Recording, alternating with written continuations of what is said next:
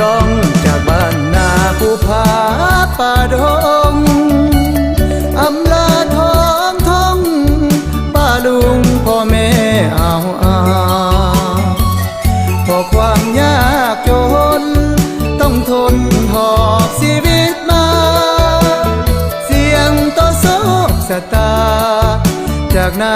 มาอยู่เวียงวังดังเรือลำน้อยลอยกลางทะเลขึ้นซัดก็เซเมื่อใดจะไปถึงฝั่งต้องทนสู้ไปวันหนึ่งคงได้ดังหวังชีวิตบ่สิ้นหนทางจะไปสมดังตั้งใจมาอยู่เมืองฟ้าบ่เคยลืมท้องนาฟ้าควงบ่ลืมบ้านหลังเมื่อครั้งเคยอยู่อาศัยคิดถึงเสมอผู้พาป่าดงพงไพจากมาไกลใจหายแต่ต้องจำใจจากลาวันหนึ่งจะหวนย้อนขึ้นกลับไป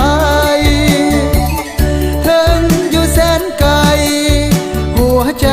ยังคะนิ่งหาคงอีกบ่โดนจะมาตามคำสัญญามาช่วยพัฒนาร่วมสร้างสาบ้านเกิดเฮา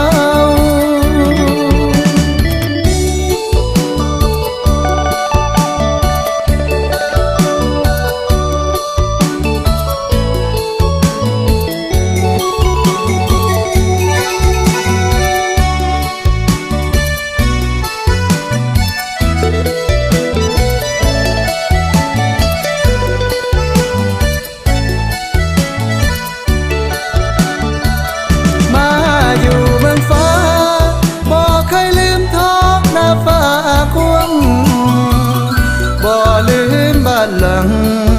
เมื่อครั้งเคยอยู่อาศัยคิดถึงเสมอผู้พาป่าดงพงไพจากมาไกลใจหายแต่ต้องจำใจจากลาวันหนึ่งจะหวนย้อนขึ้นกลับไปถึงอยู่แสนไกลหัวใจยังคะนิ่งหาคงอีกบ่โดนจะมาตามคำสัญญามาช่วยพัฒนาร่วมสร้างสาบ้า